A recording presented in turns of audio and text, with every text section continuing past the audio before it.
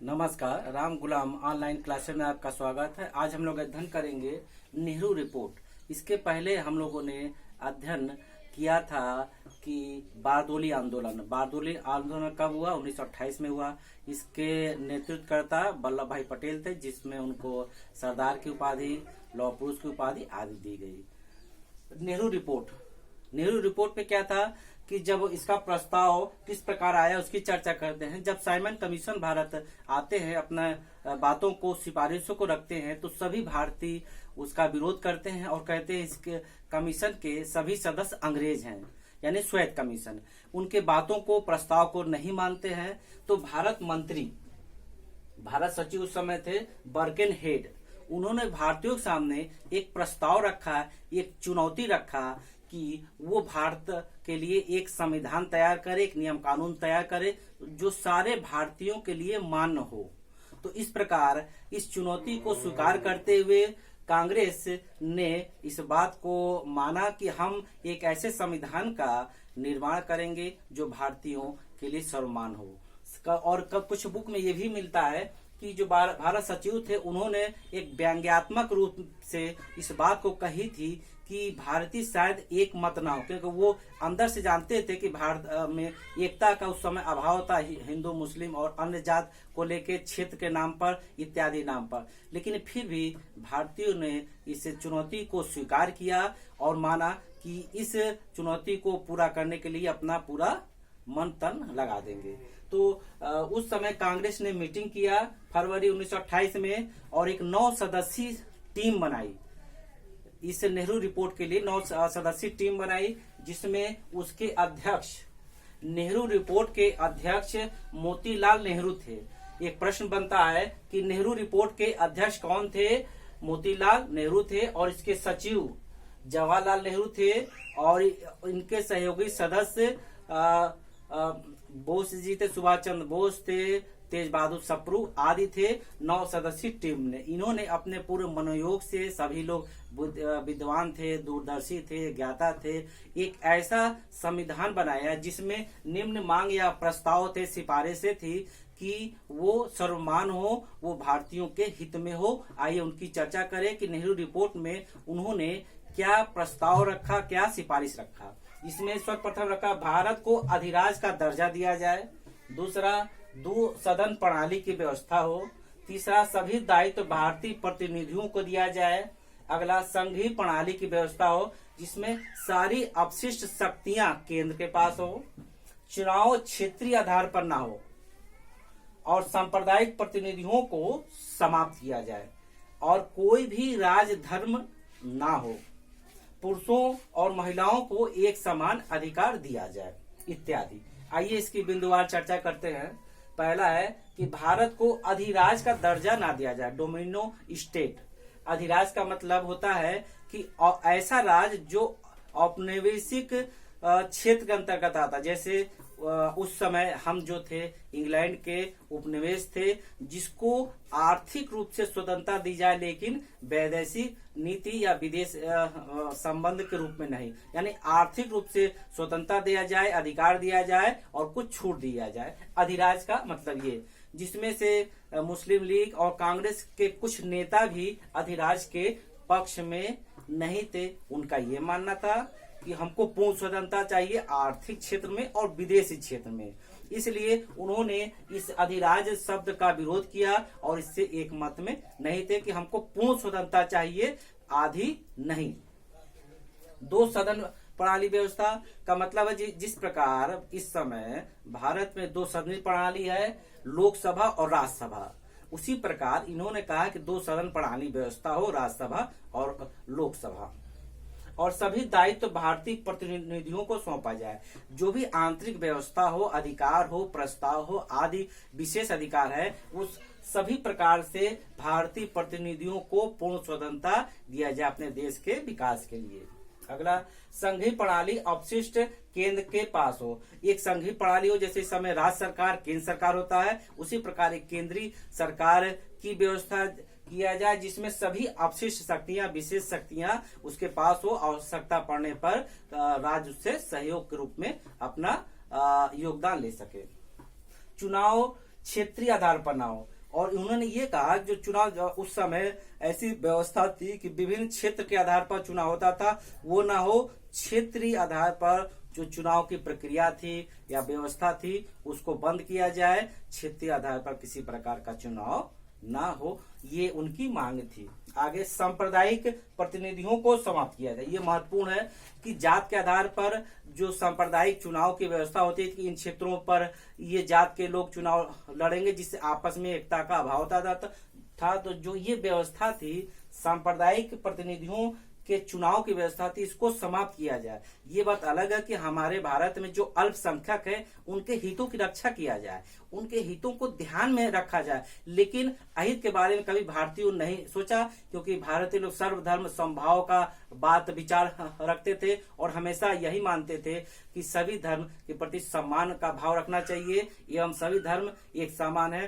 भारतीय धर्म या भारत के लोगों ने कभी भी किसी विशेष धर्म की मांग नहीं की है, हमेशा सर्व सम्मान के रूप में एक ऐसी बात की है जो सभी के लिए उचित हो, प्रयुक्त हो। तो इस पर बहुत ही कड़ा विरोध किया गया। सांप्रदायिक जब प्रतिनिधि की बात चली तो विशेषकर मुस्लिम लीग ने इसका कड़ा विरोध किया। उसकी ये अपेक्षा थी या उसकी ये मांग थी कि सांप्रदायिक आधार पर चुनाव का जो दौर चल रहा है या व्यवस्था थी उसको बनाए रखा जाए। सांप्रदायिक आधार पर जो चुनाव समाप्त करने की व्यवस्था की गई थी ऐसा ना हो। जबकि कांग्रेस ने ये प्रस्ताव रखा कि सांप्रदायिक प्रतिनिधियों को समाप्त किया जाए, यानी जात के आधार पर जो चुनाव की व्यवस्था होती है ऐसा ना हो। जो हमारे देश में अल्पसंख्यक है उनके हितों की रक्षा किया जाए, उनका पूरा ध्यान रखा जाए। कोई राजधर्म ना हो, यानी कोई विशेष धर्म ना हो कि ये इस जात के विशेष धर्म है। सर्वधर्म समभाव, यानी सभी धर्मों के प्रति सम्मान का भाव रखा जाए और ऐसा कानून हो जो सर्वमान हो, सबके लिए एक हो, उसमें जात पात का कहीं कोई लक्षण या कहीं कोई ऐसा संकीर्ण विचारधारा वाला व्यवस्था ना हो। आगे है पुरुषों महिलाओं को एक समान अधिकार देना, यानी जो पहले महिलाओं को कम अधिकार था, बहुत पहले चुनाव का अधिकार नहीं था, विभिन्न क्षेत्रों में उनको अधिकार नहीं दिया गया, पर्दा प्रथा और शिक्षा से वंचित रखा गया आदि, तो ऐसा ना हो। पुरुषों को महिलाओं को के समान अधिकार दिया जाए। जो अधिकार पुरुषों को प्राप्त है उसी के समकक्ष महिलाओं को अधिकार दिया जाए, क्योंकि संख्या का लगभग 40 से 45% के आसपास हमेशा रहा है कि महिलाओं का एक वर्ग रहा है, एक संख्या रहा है, एक प्रतिशत रहा है। तो उनको भी देश में अपनी योग्यता का, अपने बुद्धि का, अपने विशेष गुण का परिचय देने का अवसर मिले, क्योंकि महिलाएं के अंदर भी प्रतिभा होती है। एक हम उदाहरण देना चाहेंगे कि आजकल के परिप्रेक्ष्य में ले लीजिए, हाई स्कूल इंटर का जब रिजल्ट आता है, लगभग जब से हमको होश है, कई सालों से मैंने जो मूल्यांकन किया है देखा है कि पुरुषों का जो परसेंटेज है महिलाओं से कम रहता है। अधिकतर यही रहता है कि महिलाओं ने हाई स्कूल इंटर में बाजी मारी, और अगर तुलनात्मक किया जाए तो भी उनका अधिक परसेंटेज रहता है। इसका यही मतलब है कि उनके अंदर भी योग्यता है, क्षमता है, प्रतिभा है। हमको सिर्फ अवसर देना, वो भी हमारे घर परिवार का सदस्य है, समाज की सदस्य है, देश की भी सदस्य है, भारतीय हैं, तो सारी महिलाओं को एक समान एक अवसर देना चाहिए कि उनका भी योगदान हम समाज में ले सके, उत्पादन के क्षेत्र में, विकास के क्षेत्र में, सहयोग के क्षेत्र में आदि। जिसके फलस्वरूप आज हम देखें कि जब महिला शिक्षा का विकास हुआ तो आज हम प्रत्येक उदाहरण एक और देना चाहेंगे। प्रत्येक क्षेत्र में भारत में सबसे बड़ा पद होता है राष्ट्रपति का, भारत का पहला नागरिक होता, उस पद पर भी महिला अपने योग्यता के अनुसार पहुंची है। राजनीतिक क्षेत्र में प्रधानमंत्री के पद पर भी आ चुकी है। इंदिरा गांधी को उदाहरण के तौर पर ले सकते हैं, और विभिन्न राज्य के मुख्यमंत्री के रूप में हम सब जान ही रहे हैं। राज्यपाल के क्षेत्र में और मंत्रियों के क्षेत्र में, सभासद के क्षेत्र में, यानी छोटे छोटे स्तर तक भी वो आ चुकी हैं। चंद्रमा पर पहुंचने का भी या पहाड़ पर भी पहुंचने का भी उनका विशेष अपना क्षमता रही है। तो इस प्रकार आज प्रत्येक क्षेत्र में, चाहे शिक्षा हो, राजनीतिक हो, रेलवे हो, कंप्यूटर हो आदि क्षेत्र में महिलाओं को देखने का एक अवसर मिला है। यदि ये अधिकार नहीं देते तो महिलाओं का योगदान शायद नहीं ले पाते। इसका प्रस्ताव का चर्चा करना चाहेंगे। इसका प्रस्ताव किस प्रकार बना, तो जब भारत में साइमन कमीशन आया उसका विरोध हुआ, भारतीयों के द्वारा कहा गया वापस जाओ साइमन, ये श्वेत कमीशन है, इसके सभी सदस्य अंग्रेज हैं, भारतीयों के लिए कुछ वो बेहतर कानून नहीं बना पाएंगे, कोई विचार नहीं रख पाएंगे, कोई योजना नहीं रखेंगे। तो जब भारत सचिव ने कहा कि जब ऐसी बात है तो आप स्वयं बनाइए, एक चुनौती थी। और कहीं कहीं ये भी चर्चा मिलता है कि व्यंग के रूप में उन्होंने कहा आप स्वयं बनाइए, शायद भारतीय की योग्यता के बारे में नहीं जानते थे या वो समझ चुके थे कि भारत में एकता का अभाव है कि ऐसा कुछ वो कर नहीं पाएंगे।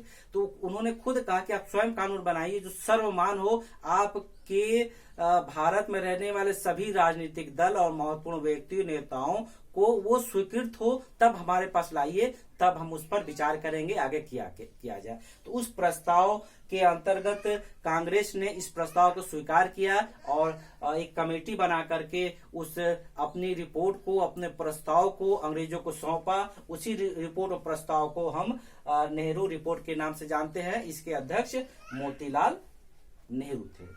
जब सौंपा तो इसका विरोध चर्चा करते हैं। जब ये बन के तैयार हो गया तो अधिराज्य पर कांग्रेस के बहुत से नेता और अन्य नेता ने विरोध किया कि हमको आंतरिक स्वतंत्रता नहीं चाहिए, पूर्ण स्वतंत्रता चाहिए, आंतरिक मामले में नहीं विदेशी मामले में भी चाहिए। और सांप्रदायिक की जब चर्चा हुई तो मुस्लिम लीग ने इसका बहुत कड़ा विरोध किया कि सांप्रदायिक आधार पर जो व्यवस्था चल रही प्रतिनिधियों देने की या नेताओं को अवसर देने की, छूट देने की या सुरक्षित रखने की, वो रखा जाए।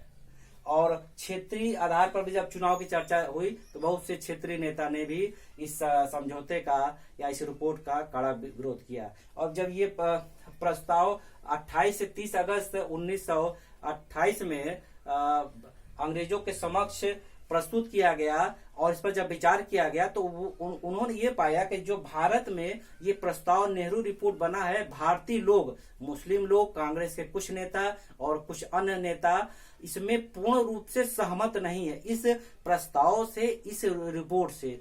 तो उन्होंने इस आधार पर इसका जब मूल्यांकन किया, इस रिपोर्ट का मूल्यांकन किया और इस आधार पर अस्वीकृत कर दिया कि आपके द्वारा जो संविधान बना है वो सभी भारतीयों को एक मत से स्वीकार नहीं है, इसलिए हम आपके इस बने प्रस्ताव पर विचार नहीं करते हैं। इस कारण इसको अस्वीकृत किया जाता है, जिसमें मौलिक अधिकार, औपनिवेशिक स्वतंत्रता आदि स्वतंत्रता की चर्चा की गई थी, प्रांतों की चर्चा की गई थी। तो इस प्रकार ये जो प्रस्ताव बन करके कांग्रेस द्वारा प्रस्तुत किया जाता है अंग्रेजों को, वो अस्वीकृत किया जाता है। आइए हम लोग जाने कि हम लोगों ने आज क्या पढ़ा।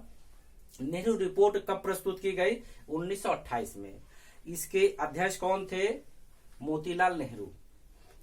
इसमें कुल कितने सदस्य थे? 9। जवाहरलाल नेहरू किस पोस्ट पर थे? सचिव पर के पोस्ट पर। इसमें क्या विभिन्न बातें थी? भारत को अधिराज्य का दर्जा मिले, सांप्रदायिक आधार पर चुनाव न हो, क्षेत्रीय आधार पर चुनाव समाप्त किया जाए, 2 सदन हो, केंद्रीय सरकार की व्यवस्था हो, पुरुष और महिलाओं को एक समान अधिकार दिया जाए आदि। तो ये प्रस्ताव जाने के बाद अस्वीकृत क्यों हुआ? तो हम कह सकते हैं कि भारतीय नेताओं के एकमत न होने के कारण इस रिपोर्ट को अंग्रेजों ने अस्वीकृत कर दिया। इस प्रकार हम लोग देखते हैं कि नेहरू रिपोर्ट के बारे में आज हम लोग जाने। बाकी जो इसके अगले टॉपिक की चर्चा है हम अगले क्लास में करेंगे। नमस्कार।